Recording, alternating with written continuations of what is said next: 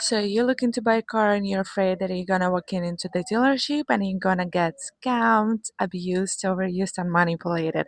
Well, the struggle is real, the problem is real, and I do understand where is it coming from. I sell cars at Mercedes-Benz of Thousand Oaks, and I have so many people coming in and being on guard with me just because they've been having this horrible experience for past 5, 10, 20, 30 years working with car industry and getting a new car. And great news are not every dealership these days are like that, not every salesperson is like that, and we are moving into a new world. Every business is trying to start working in a new ways, same as car dealership. Although you still see lots of dealerships and people, salespeople in any industry, who are trying to be rough and tough and manipulative with you. While personally, my approach, and I like to treat people the way I would like to be treated. I do understand that if you get into manipulative sales techniques where you're trying to push the person, you might want to get a lot more sales per day, but you'll definitely won't gain a lot of clients or a lot of friends. And I do like to think of my clients as friends.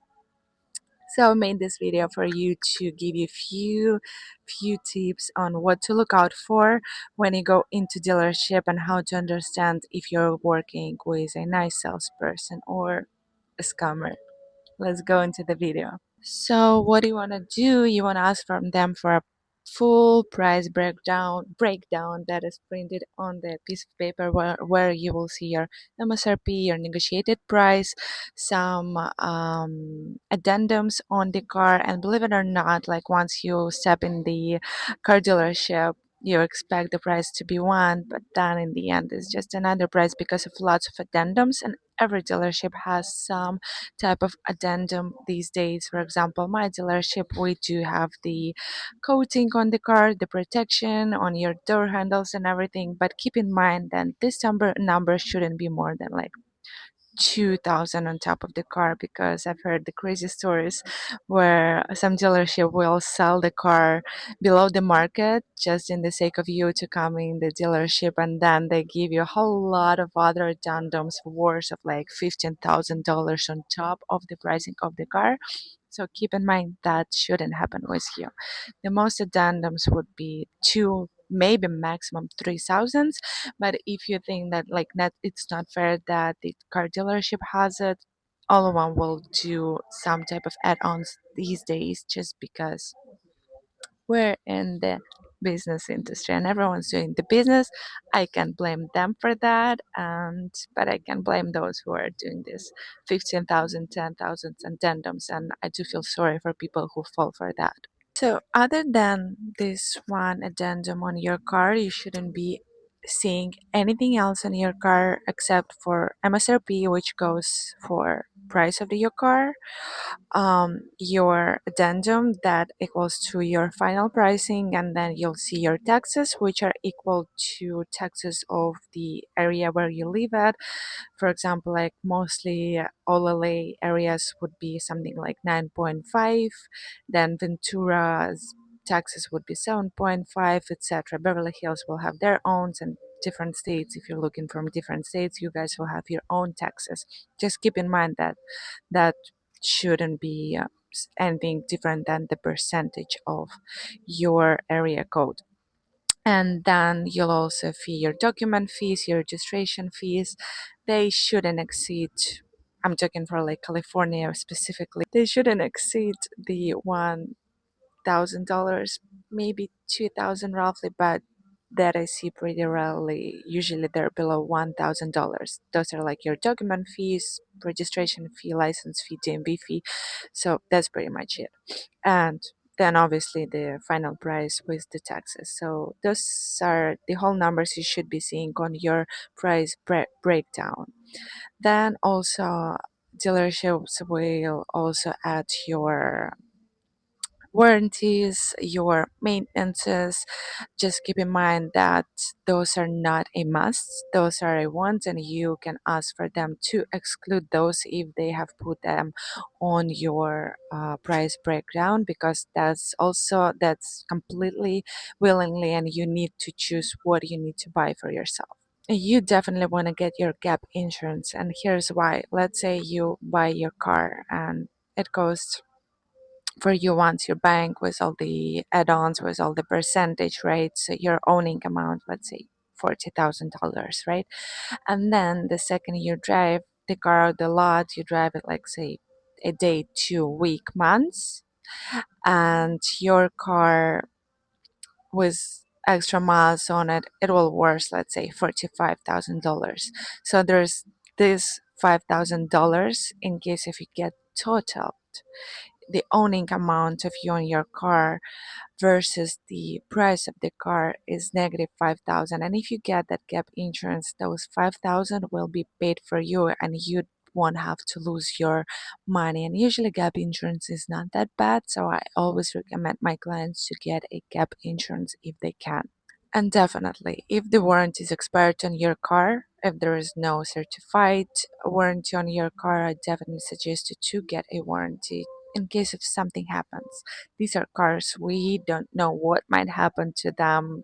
Doesn't matter if they're 1 year old, 5 year old, 10 year old. There's always imperfections to anything on this world, so don't wait for that mistake to happen and get the warranty on your car if it's not warranted.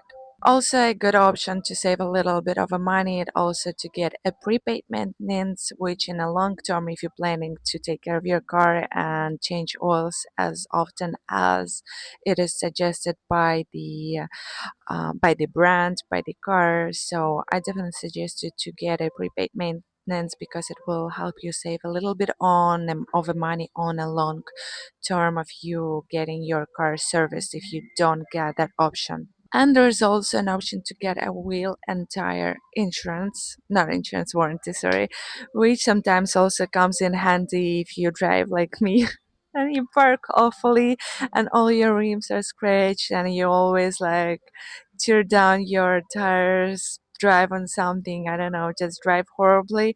That's also can come up handy, and it will save you a little bit of money when you need to replace your tires, your rims, your wheels, and it will save you on a long term. But if you're a very safe tire driver, if you barely scratch your rims, if you don't like get into potholes, you never damage your tires and wheels, so maybe that's not a need for you. But if you do that, that warranty will help you a lot to save a bit of a money, because these days tires, especially if you go with the original ones, they can be pricey. And also, if you lease your car, I do want to go with you over some professional language that you do need to understand when you lease your car. So first point is your MSRP. MSRP is just the price of the car. It's on the lot, you can see it all the time. Let's say it's 80,000. That's your MSRP.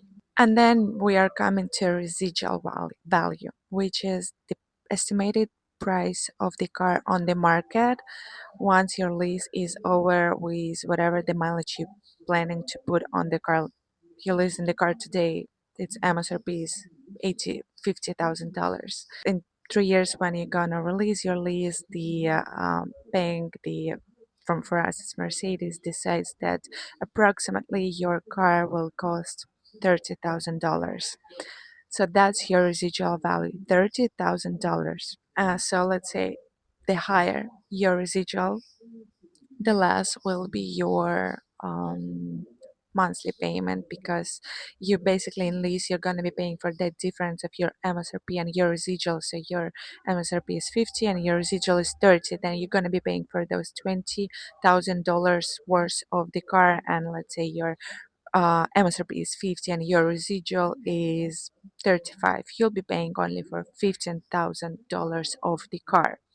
So the higher your residual, the lower your payment, the lower your residual, the lower your payment, and that always depends on what's the programs today, what's the mileage you're gonna put on your car, and here we're coming also into the mileage allowance, which means how many miles you're planning to drive per year and the limit that the the dealership gives you. For us, for Mercedes, we have four options: a 7,500, 10,000, 1,200, and 15,000 miles per year. In leasing, you also have a money factor. This is basically your interest rate on the lease, and this is what the bank usually gives us. It's different per every month, it's different per every car, so don't even try to get into that. Just keep in mind, if this comes up, the money factor is basically the percentage, the APR on your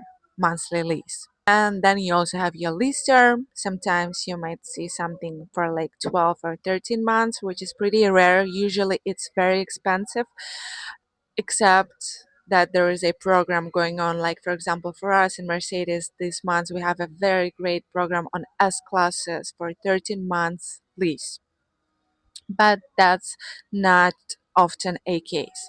Then you'll have your 24 months, which is also sometimes not very cheap, except for if there's a program for 24 months lease. Then you have your 36 months and 48 months. I do sometimes see 56 months, but it's super inconvenient only if you want to drive a very expensive car and pay a very low monthly amount of payment, and you can't afford to go into 48 months, 36 months, and you very, very badly want to drive that car, then you might want to consider getting into a 56 months lease. And I want to give you a little of your credit check warning, because I do sometimes people coming into a dealership, and I've been that person myself when I got into a dealership just to see the car, just to see the pricing, and then go home and think. And I didn't know how the process was going on back then. And what they did, they ran my credit. And of course, when they run your credit, they put a mark on your credit for those inquiries. After that, it was hard for me to get a car anywhere else. So just keep in mind, if you're in there just to check the price and you're not yet made a decision to buy the car, don't give them your social security number, and be very firm and strict about you not wanting, not even manager, not even bank, no one to take a look at your credit check. Last tip for you would be to keep all your paperwork handy anywhere you can reach it, with all your warranties. Once you go like with your finance manager, don't just sit there and sign. Make sure he shows you what paper says what paper shows your extra warranty, what paper shows your, let's say, maintenance, whatever you buy additionally to your car. Make sure you know where everything is and how everything is looks, just in the matter like if you go into service and they tell you, hey, you don't have a warranty anymore, you don't have a maintenance and everything, and you know you still have it, you know you still haven't used all your maintenance, or you still didn't drive over your mileage allowed on your warranty. In this case, you take all your paperwork, you get the paper, you know how the paper looks, and you show this into their face and tell them, here's my warranty, you guys gotta do what you gotta do.